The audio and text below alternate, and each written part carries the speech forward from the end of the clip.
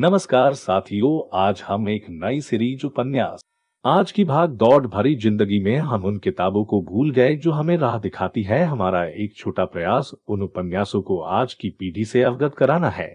आज हम ऐसे ही एक महान उपन्यासकार वैगन्यर श्री हरिशंकर परसाई जी को प्रणाम करते हुए उन्हीं के एक उपन्यास रानी नाग फनी की कहानी से शुरुआत करते हैं। किसी राजा का एक बेटा था जिसे लोग अस्तभान नाम से पुकाराते थे। उसने 28वां वर्ष पार किया था और 29वें में लगा था।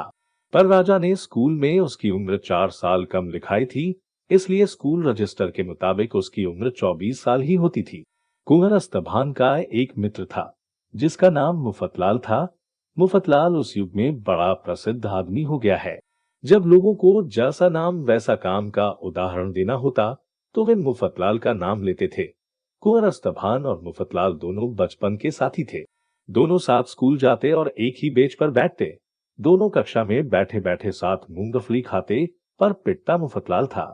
अस्तभान बच जाता क्योंकि वह राजा का लड़का था। दोनों पुस्तकें बेचकर मैटिनी शो सिनेमा देखते।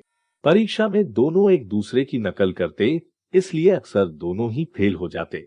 बकरे की बोली बोलना दोनों ने एक साथ ही सीखा था और दोनों लड़कियों के कॉलेज के चौराहे पर साथ साथ बकरे की बोली बोलते थे। इस प्रकार दोनों की शिक्षा दीक्षा एक सी अच्छी हुई थी। पर एक राजकुमार था और दूसरा उसका मुसाहिब।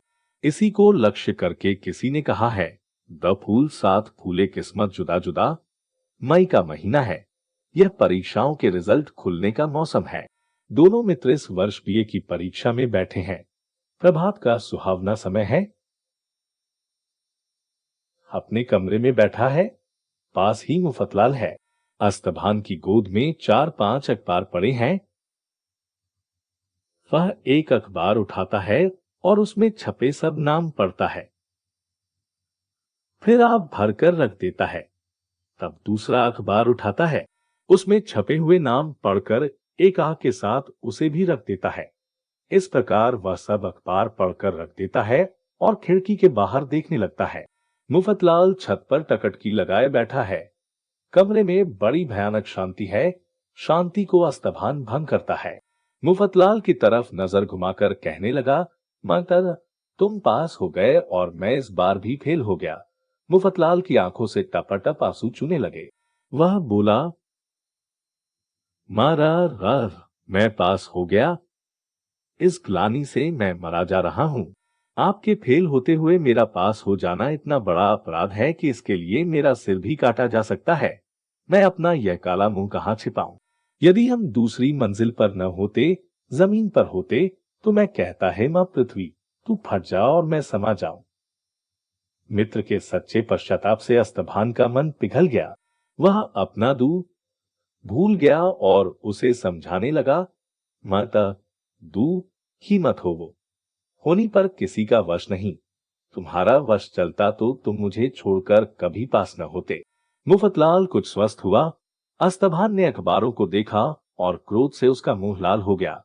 उसने सब अखबारों को फाड़कर टुकड़े टुकड़े कर दिया। फिर पसीना पोंछकर बोला, क्या इस अखबार में हमारा नाम नहीं छपा? ये अखबार वाले मेरे पीछे पड़े हैं। ये मेरा नाम कभी नहीं छापेंगे। भला ये भी कोई बात है कि जिसका नाम अखबार वाले छापे वह पास हो जाए और जिसका न छापे वह फेल हो जाए। अब तो पास होने के लिए मुझे अपना ही अखबार निकालना पड़ेगा। तुम्हें मैं उसका संपादक बनाऊंगा और अब तुम मेरा नाम पहले दर्जे में छापना। मुफतलाल ने विनम्रता से कहा, सो तो ठीक है, पर मेरे छाप देने से विश्वविद्यालय कैसे मानेगा? अगला भाग आपको जल्द ही प्राप्त होगा।